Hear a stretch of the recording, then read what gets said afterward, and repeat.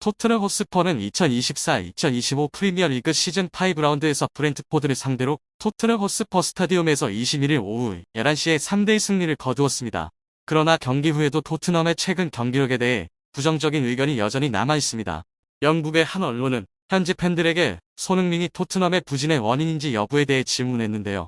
심지어 방송사들도 이 인터뷰에 공공연히 참여했으며 손흥민이 이전에 현지 미디어로부터 많은 부정적인 여론에 직면했음을 보여줍니다. 토트넘의 전설적인 선수조차 이번 경기가 손흥민의 최악의 경기 중 하나였다고 평가했습니다. 최근 토트넘 팀은 전담 기자들의 인터뷰 요청을 거절하며 인터뷰 보이콧에 동참했습니다. 그러나 손흥민은 예의 바른 사람으로서 인터뷰에 응했지만 곧바로 고개를 젓고 등을 돌려 떠나는 행동이 사람들의 이목을 끌었습니다. 구체적으로 손흥민이 인터뷰에서 무엇을 질문받았기에 이러한 행동을 했는지 오늘의 비디오에서 자세히 알아보겠습니다. 손흥민은 BBC 해설진이 선정한 2주의 베스트 11에 들지 못했습니다. 비록 토트넘 호스퍼가 프리미어리그 5라운드에서 브렌트포드를 상대로 3대1 승리를 거두며 2번의 어시스트를 기록했음에도 불구하고 손흥민은 이름을 올리지 못했는데 이는 아마도 다른 공격수들이 더 인상적인 활약을 펼쳤기 때문일 것이죠. 토트넘에서 유일하게 베스트 11에 선정된 선수는 손흥민의 파트너인 제임스 매디슨으로 그는 손흥민의 도움 덕분에 결정적인 골을 넣었습니다. 현재 BBC 해설자로 활동 중인 전 프리미어리그 선수 트로이 디니는 맨체스터 시티와 아스널의 0대0 무승부 이후인 23일 프리미어리그 5라운드 베스트 11을 발표했습니다. 뉴캐슬 유나이티드와 아스널에 패배한 후 브렌트포드전에서 승리를 거둔 토트넘은 많은 선수들이 베스트 11에 포함될 것으로 기대했지만 결국 매디슨만이 디니의 선택을 받았습니다.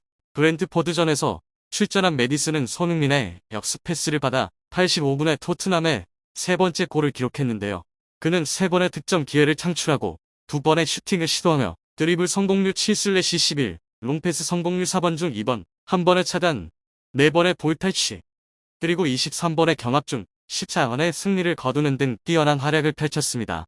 디니는 매디슨을 선택한 이유에 대해 이 경기는 내가 오랫동안 기다려온 매디슨의 경기였다. 브렌트포드가 먼저 득점했지만 매디슨은 자신의 훌륭한 능력을 보여주었다.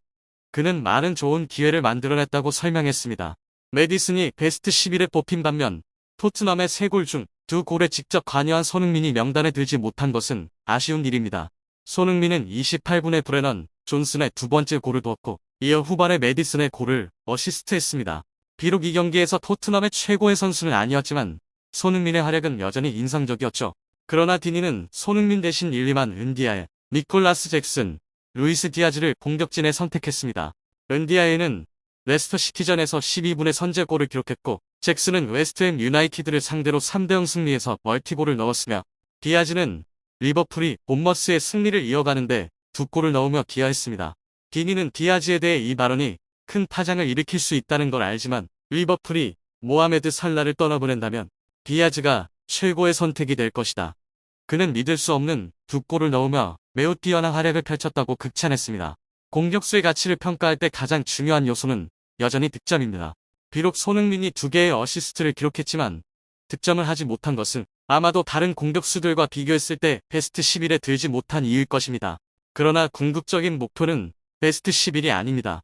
손흥민이 해야 할 것은 다음 경기에 집중하고 브렌트포드전의 활약을 발판 삼아 긍정적인 결과를 계속 만들어내는 것이죠. 경기 후 인터뷰에서 손흥민은 현지 언론과의 짧은 대화에 깜짝 응했습니다. 토트넘이 승리로 경기를 마무리한 가운데 질문들은 그의 경기력에 대해 집중되었습니다. 경기 후 소감을 묻자 손흥민은 망설임을 보였습니다. 팀이 이겨서 기쁘지만 약간의 아쉬움이 남다고 그는 기자에게 전했습니다. 손흥민이 언급한 아쉬움은 단순히 경기 중의 순간들에 대한 것이 아니라 그가 골을 넣지 못한 것과 직결된 것이었습니다. 비록 몇 차례 기회가 있었지만 앙제 포스테코글루 감독의 전술은 손흥민의 득점 기회를 제한한 듯 보였습니다. 더 많은 골을 넣을 수 있었는데 포스테코글루 감독님의 전술 때문에 득점 기회를 잡을 수 없었다고 손흥민은 실망스러운 목소리로 말했는데요. 그는 경기에서 자신의 공격 능력을 최대한 발휘할 수 있는 공간과 자유를 충분히 얻지 못했다고 인정했습니다. 이 발언은 즉시 분위기를 긴장시켰습니다. 언론과 현장에 있던 사람들은 손흥민의 솔직한 발언에 놀라움을 감추지 못했습니다. 평소 겸손하고 전술적 결정에 대한 불만을 드러내지 않던 손흥민이 이번에는 자신의 느낌을 꽤 개방적으로 표현한 것입니다. 이로 인해 인터뷰를 지켜본 사람들은 물론 손흥민과 포스테코글루 감독의 관계에 대한 의문이 생겨났습니다. 이 발언을 내뱉은 직후 손흥민은 고개를 저으며 인터뷰를 마무리하고 추가 질문을 기다리지 않고 돌아섰죠. 이 갑작스러운 행동은 현장에 있던 모든 사람들을 깜짝 놀라게 했습니다. 항상 강한 전투 정신과 프로페셔널한 태도로 알려진 손흥민이 이번에는 언론 앞에서 약간의 불만을 드러냈습니다. 그가 인터뷰 도중 자리를 떠난 채 더 이상의 설명 없이 떠난 것은 그 자리의 분위기를 그 어느 때보다 무겁게 만들었습니다. 손흥민의 행동은 곧바로 여론의 주목을 받았습니다. 축구 전문가들은 토트넘의 내부 상황에 대한 의견을 내기 시작했습니다. 그들은 손흥민이 포스테코글루 감독의 새로운 전술 아래 자신의 역할에 대한 압박을 느끼고 있을 가능성이 있다고 생각했는데요. 손흥민처럼 뛰어난 득점 능력을 가진 선수에게 지원 역할에 제한되는 것은 그의 자신감과 공격 능력을 약화시켰을 수 있습니다. 토트넘의 팬들 역시 손흥민에 대한 공감을 표하며 팀이 그의 능력을 최대한 활용해야 한다고 주장했습니다. 손흥민의 불만 표출 방식에 대해 반대 의견도 있었습니다. 일부는 그가 더 침착해야 했고 감독의 전술을 공개적으로 비판하지 말았어야 한다고 생각했습니다. 이는 팀 내부에서 불필요한 갈등을 초래할 수 있으며 특히 토트넘이 새 시즌에서 긍정적인 발전을 이루고 있는 상황에서 이는 더욱 그렇습니다. 그러나 대부분의 여론은 여전히 손흥민 편에 서 있습니다.